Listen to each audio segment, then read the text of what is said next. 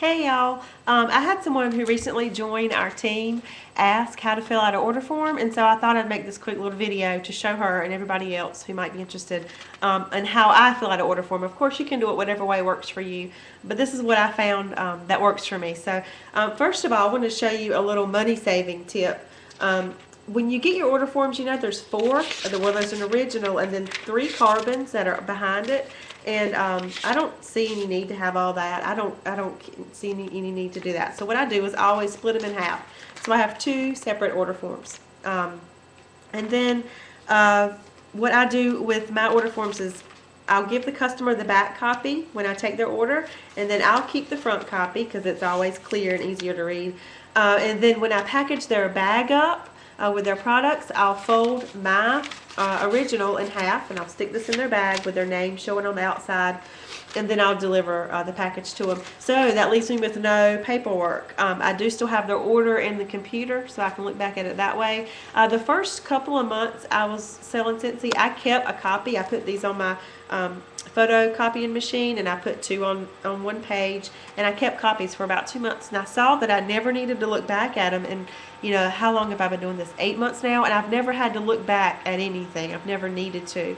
So I don't regret that decision, but you might want to think it through before decide which way you want to go on that. Anyway, how to fill out an order form. I did this little example here. I'm just going to walk you through it, how I do it. First of all, the date that you take the order, and then the host name. You don't always have a host name because sometimes the customer will come directly to you. And then the customer's name, sorry, where am I?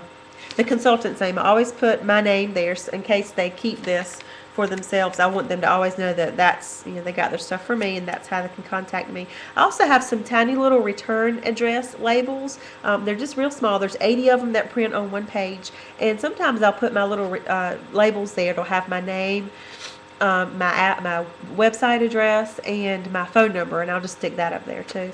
I always put the customer's name and then their phone number in case I need to contact them for anything. If something's on back order or any reason I need to contact them, it's good to have a phone number, and their email address. I never worry about getting their physical address. I don't send out mailings. Some consultants do send out mailings. I don't do that. I just work with emails.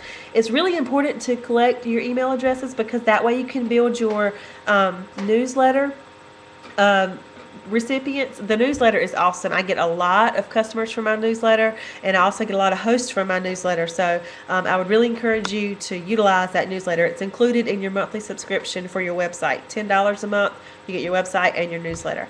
So take those email addresses and put them in the system and check the newsletter box to make sure they're getting that.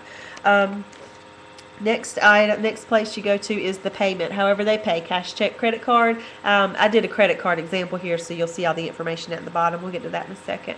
And then I just write out what they want.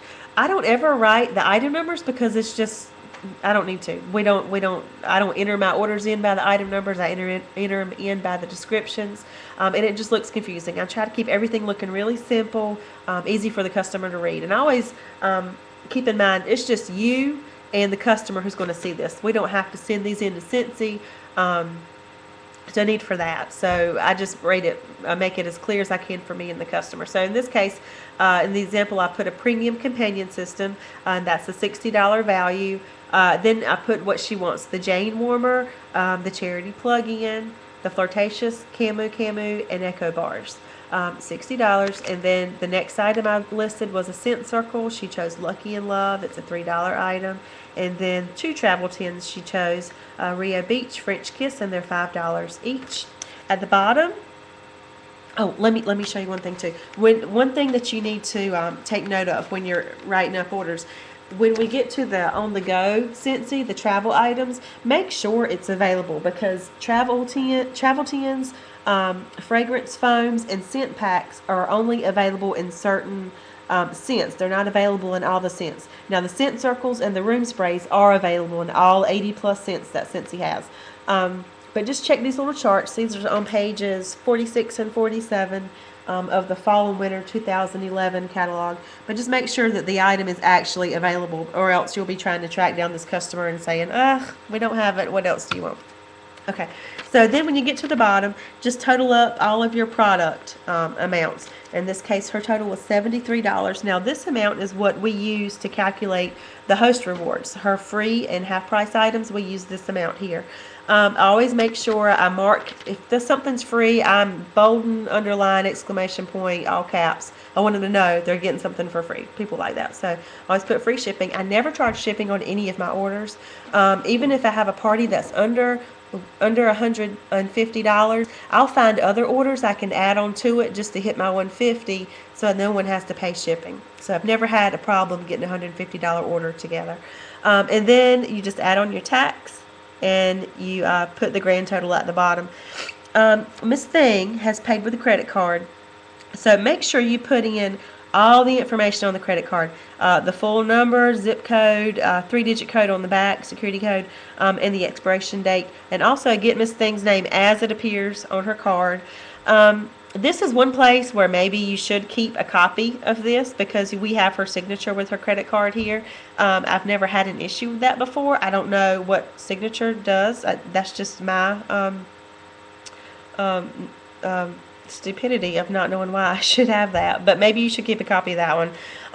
And then I always give, like I said, the back, the carbon to the customer, and then I keep the original because it's most likely more legible. That's all I had to show you. If you have any questions or anything comes up, just please send me an email or call me or Facebook me. I'm always available and ready and willing to help. So hope this helped. Thanks for watching. Bye.